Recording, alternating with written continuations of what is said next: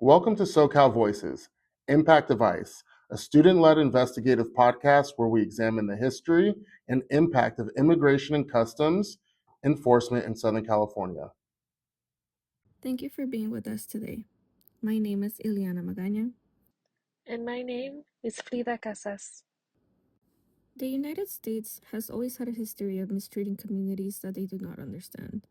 Dating back to the 1700s, the United States government has disrupted the lives of many Native Americans, from forcibly removing them from their homes to violating treaty agreements to our current tumultuous times, where Native Americans are being racially profiled and discriminated against. There have now been reports by Native Americans who were detained by ICE agents, even though they are legal citizens.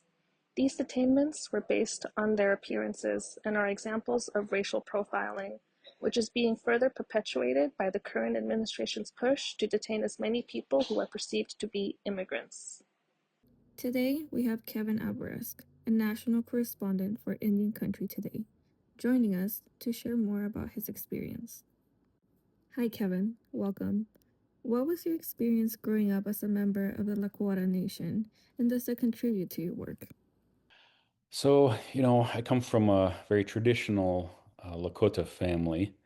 I was lived on the Pine Ridge Indian Reservation in South Dakota until I was, about 7 years old or so, and then we moved away, but not far. And so maintained connections to my community even after we moved away, and my family there on the reservation. You'd see them all the time. In fact, I'd go back there and live from time to time for as long as a year once. So maintain those connections. But yeah, my people are very spiritual. I've been to a lot of incredible ceremonies, ever since I was young. The Sundance ceremony being one of them. I started attending Sweat Lodge or Inipi ceremonies. I couldn't tell you when. I just remember always from the time I was even in third grade, when my dad had a sweat lodge in our backyard, just going into that ceremony and being part of that. So it's always been part of me. The reservation was a very poor place. Everybody was just really poverty stricken. But those are the best years of my life. Everybody was poor. You didn't even know you were poor, honestly, until you left the reservation. And even then, you just kind of wandered around going, who are these people and how come they don't have, their cousins and aunts and uncles around them the way we did. We were all surrounded by family. So yeah, that's what it meant to be Sichongo and what it means even today. I try to maintain those connections. I don't live on the reservation, but I have a lot of indigenous people that I have befriended here in my community here in Lincoln, Nebraska. So that's how I maintain my connection.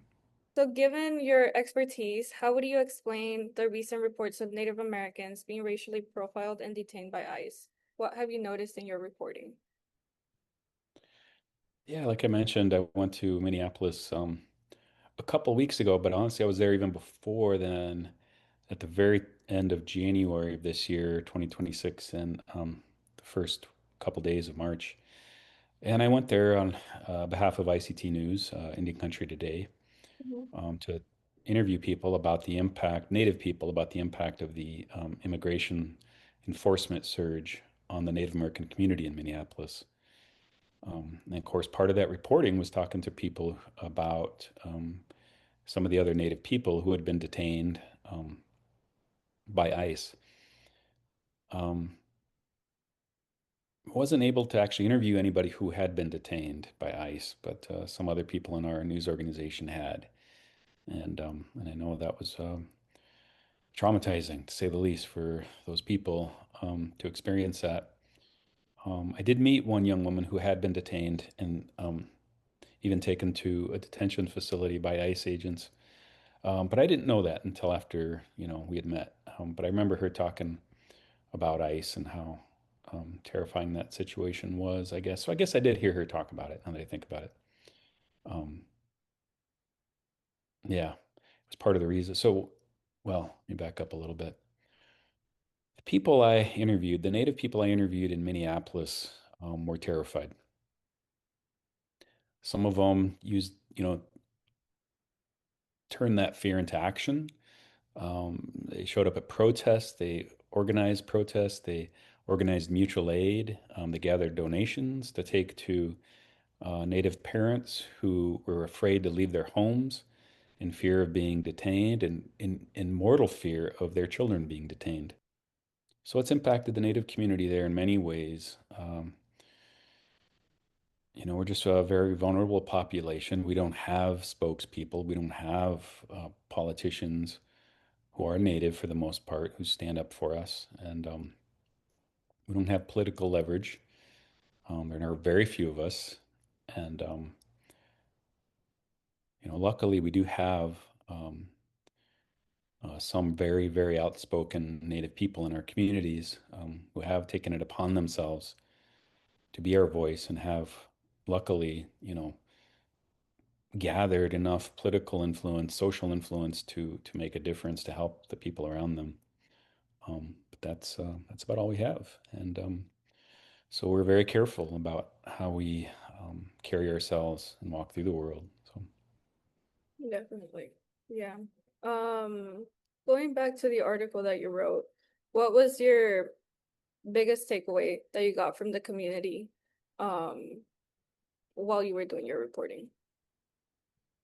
yeah, the biggest takeaway I got from the community, well, I mean, just even in terms of all of the sort of experience of being in Minneapolis and experience everything that happened there. You know, Donald Trump didn't just anger liberals. He didn't just, incite fears. What he did that was really a profound realization for me was that he activated an organism. A community is an organism. If you think about it, um, the people, your neighbors, people that you work with, you have all kinds of differences with them, political differences. But when your community as a whole is under threat by an outside force, you put those differences aside. You go to work. And that's what happened in Minneapolis, Nobody, there no force in this world can suppress a movement in a city the size of Minneapolis that is organized on a block level. Can't do it. Um, there's no head to chop off, there's no way to stop that. And that's what I think Donald Trump and ICE and the federal agents, discovered. I don't know that they're going to challenge another city in this way. I think they're going to. I think hopefully they realize the futility of it. There's going to be this reaction no matter where they go. Mm-hmm. It's happening in my city of Lincoln. I'm part of all kinds of different groups right now where all we do is talk about, what happens if ICE comes to Lincoln.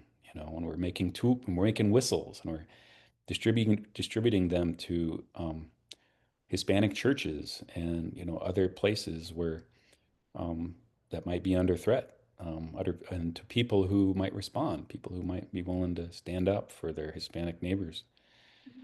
This is already happening. There's no, real expectation that this will happen in Lincoln. We're living in a red state, a conservative state. We have a conservative governor who's friends with Donald Trump. Nevertheless, we're preparing. And if this does happen here, I can promise you this organism will come to life and defend itself. So. Thank you so much for being here with us today, Kevin. We appreciate your advice and words of encouragement. Thank you, Ileana and Kevin. Next up, we are joined by Dr. Julia Coates from the American Indian Studies Department at California State University, Northridge. In addition to teaching, Dr. Coates is also a citizen and tribal council member of the Cherokee Nation. So, what inspired you to pursue a career teaching American Indian Studies here at Cal State Northridge? I actually consider tribal governance to be my primary career um, because as an adjunct, I teach one class at a time or, however many classes at a time. So it was just it's something that I enjoy doing. I really enjoy teaching, and it's a field I know a lot about. Leading into that, what is your experience as a Cherokee Nation citizen and as an elected member of the Cherokee Tribal Council? I have not heard of any of our own citizens, of my nation's citizens, being picked up by anybody, but I certainly have heard of this in other tribal nations in this country. So I'm following it closely, as is every Indian tribe in this country. We are as well. But we are located in northeastern Oklahoma. There's activity there, but it's not been as intense or as aggressive in some other places, presumably because it's a Republican state. But has it kind of been brought up at all as a topic in discussions? Quite frankly, no. Not within our tribal council, not within our administration. But as I said, we're certainly aware of it. And so now, given your expertise, is there historical context of what's happening right now with the Trump administration and ICE's recent actions? I think that for all American Indians in this country, there are echoes of things that have happened before in terms of incarceration on a couple of points. And one of them has been, well, I mean, together they are really just about who we are, has been criminalized. And so our cultures have been criminalized in the past. Our very identity has been criminalized in the past. Where we exist has been criminalized in the past. So forced removals, being in prison for the cultural practice, and then certainly just facing discrimination and detainment and so forth on the basis of our race, our appearance. It's an interesting thing at this time because for American Indian people many tribes are mixed race people, and we may code as white, we may code as black, we may code as something other than American Indian. And American Indians in Los Angeles will tell you that they are often mistaken for Hispanic, Latino anyway, right? And so this is clearly what's factoring in, because those of us who code as white are not facing anything. And, those of us who are coding as Hispanic, Latino are definitely being profiled along with that group. And so that's where the confusion has come in oftentimes, it seems like. The other thing I would say on this point is on the question of citizenship. American Indians gained citizenship in the United States for the most part in the late 1800s. But as you may know, there was an act, a legislative act in 1924, which gave citizenship rights in the United States to anybody who had not yet gained it at that time. And so the question of citizenship and are we American citizens has been something that has been in question as well at points in the past, and that has affected voting in national and state elections. But I would say that the interesting thing about this is that while most American citizens don't necessarily carry a document on them at all times that identifies them as American citizens, American Indians, many do, and that is our tribal citizenship card. And so if we've got that card on us, then it should identify us as American citizens as well. But as with many people, it isn't necessarily being respected at this time. Based on the previous questions, what do you feel are the implications and possible wide scope effects for the future? For American Indians and ICE, I think just what's continuing to happen, I know that American Indians have been advised to have their tribal citizenship card, their tribal ID card on them at all times, which is not necessarily something that American Indians or any American felt they needed to have, right? Any citizen of any stripe.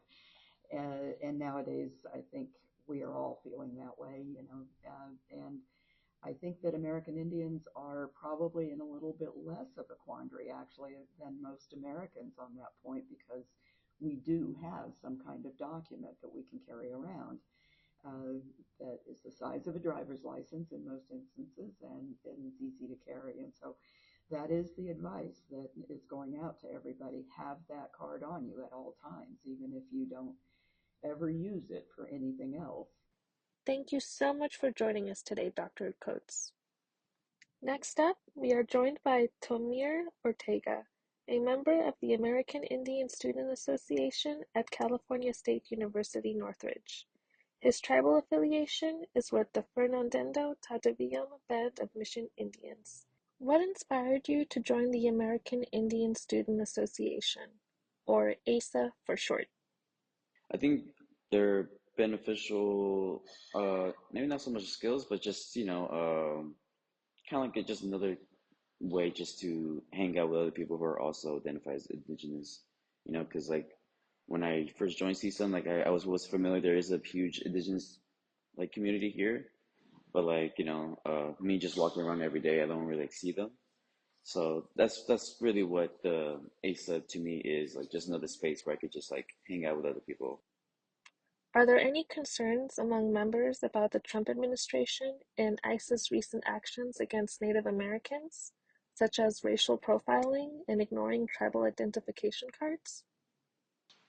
And right there is concerning because like, now it really shows like, is there really people who are like safe from ICE agents, because before people thought like, oh, if you just, if you're a U.S. citizen, you're fine, but that's been shown like that's not really the case. So we thought like, oh, okay, as long as like we're indigenous, actually showing proof of that we're fine, and now that's no longer the case. And I think that was eventually going to happen, no, to the point where like nobody's safe now. So I think yeah, we're just in a way extremely concerned. We always get jumped whenever we see like I guess the thing's like an unlicensed car, right, with a weird license plate, like because we don't know what's gonna happen. You don't know where you're gonna get approached. So yeah, we're just in a way very concerned. Right now, we haven't seen much recently. I think the last time we heard that ICE was around the area was like a couple weeks back, or maybe like a month or two ago. And right there, yeah, we were like, we kind of brought it up in the meetings, like like to be safe, never like walk alone. But also, like if they're in our area, just be very avoidant of them as much as possible. If they come approach us, just be as like very neutral, laid back as you can, But there's a certain point, like there's only so much we can do to be like come off as like, we're doing no harm kind of thing. But yeah, it is something that we are like very much concerned about. It's always going to be in the back of our heads. So. Is there anything else you would like to add? Check out our website. If you're interested, showing support, there is like a little like box where you could donate to the tribe. But the tribe does like will occasionally sometimes host workshops either for their educational department or right now we have a tribal nursery. Sometimes they'll host workshops as well. So if you want to be really updated about the tribe, I suggest checking out the website. It's just our name, like the Tavium, and you can find it. Tataviam. Yeah. And then from there, you should be, the Google should know what you're talking about. Thank you so much for joining us today, Tomir. Thank you for joining us today. This podcast was produced by students in the journalism department at California State University, Northridge. Visit our YouTube channel at SoCal Voices Impact Device for more episodes.